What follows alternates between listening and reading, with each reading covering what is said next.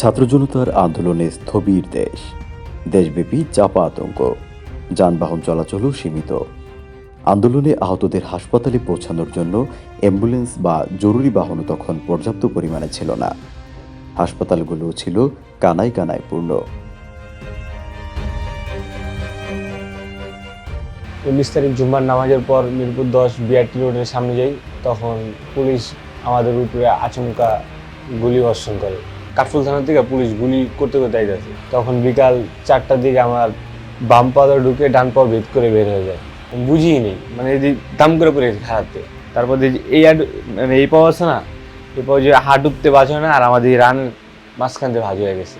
যখন সরকার আপনার পদত্যাগ করে তখন আমি আসার পথে মনে করুন যে গুলিবিদ্ধ হই। আমার পাশে আরও অনেক, কেউ মুখে লাগছে, কেউ হাতে লাগছে, পইরা মনে করুন যে মানুষের রক্ত এমন মনে করুন যে যেমন কল চাপ দিলে, সাধারণ কল চাপ দিলে যেমন পানি পড়ে, আমারও তেমন পড়ছে। আমার তো পুরো এই সাইডটা উল্টে গেছিল অপারেশনের ভিতরে।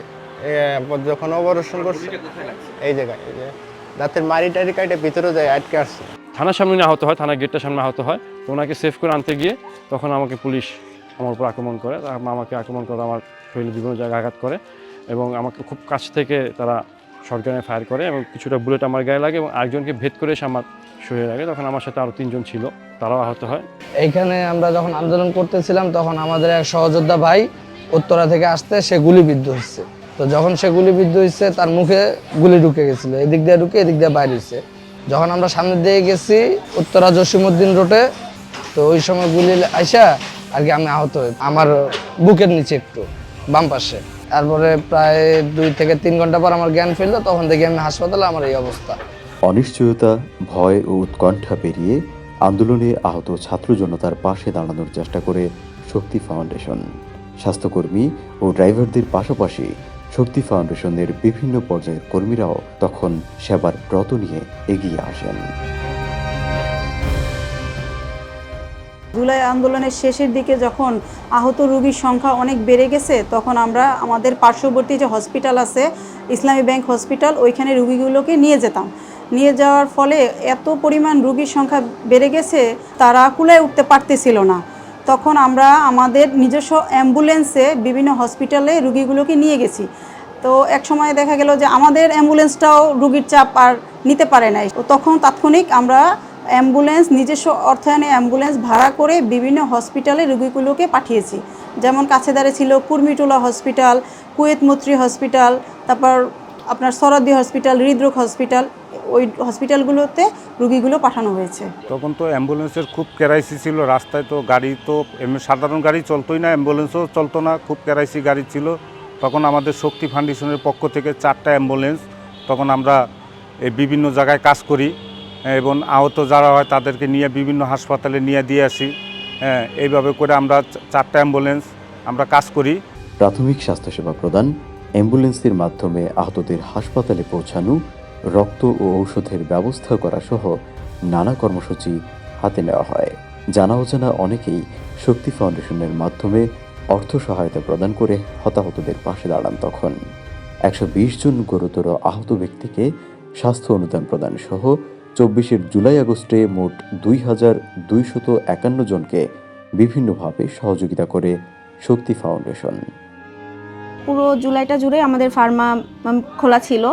আমরা পুরো জুলাইটাই চোখের সামনে থেকে দেখেছি।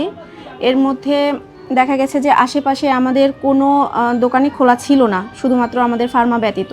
অনেকেই দেখা গেছে রাবার বুলেট বিদ্ধ হয়ে আসছে ফার্মাতে, ইমিডিয়েট তাদেরকে আমাদের সাধ্যমতো চেষ্টা করেছি তাদের ফার্স্ট এইড দেওয়ার। সেক্ষেত্রে দেখা গেছে তাদের মানে বুলেট বের হয়ে আসছে, সেখানে আমরা ড্রেসিং করার চেষ্টা করেছি। তারপর যেটা আমাদের সাধ্যের বাহিরে, তখন তাকে আমরা জরুরি ভিত্তিতে হাসপাতালে পাঠানোর ব্যবস্থা করেছি।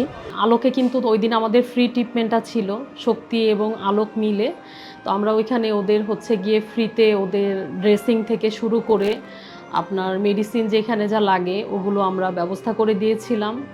এরপরে যাদের আলোকে রাখা সম্ভব না, তাদেরকে আবার সরওয়ার্দী হসপিটালে, সরওয়ার্দী থেকে ঢাকা মেডিকেলে, যাকে যেখানে প্রয়োজন সেখানে আমাদের শক্তির অ্যাম্বুলেন্স সার্ভিস দিয়ে আমরা পৌঁছে দিয়েছি। গত 24 জুলাই আগস্টের দুটো ঘটনা আমাকে এখনও কষ্ট দেয়। একটা ছিল পথশিশু, তাকে সে গুলিবিদ্ধ হয়েছে, কিন্তু তাকে ধরার কেউ ছিল না, দেখার কেউ ছিল না, কেউই নাই যেহেতু পথ শিশু। তো তাকে হসপিটালে নিয়ে যাই এবং ইমার্জেন্সিতে চিকিৎসা করানোর ব্যবস্থা করি। প্রতিষ্ঠানের সহায়তায় তাকে কিছু তার খাওয়া দাওয়া বা ওষুধের জন্য অনুদানের ব্যবস্থাও করা হয়।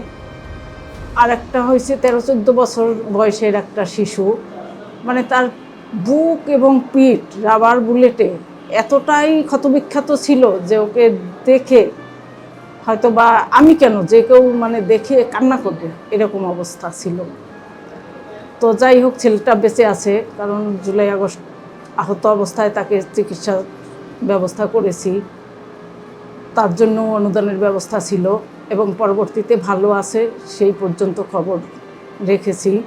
কিন্তু এখনও এই ঘটনাগুলি, এরকম আরও ছোট ছোট অনেক ঘটনা আছে, কয়টা বলবো, এখনও কষ্ট দেয়।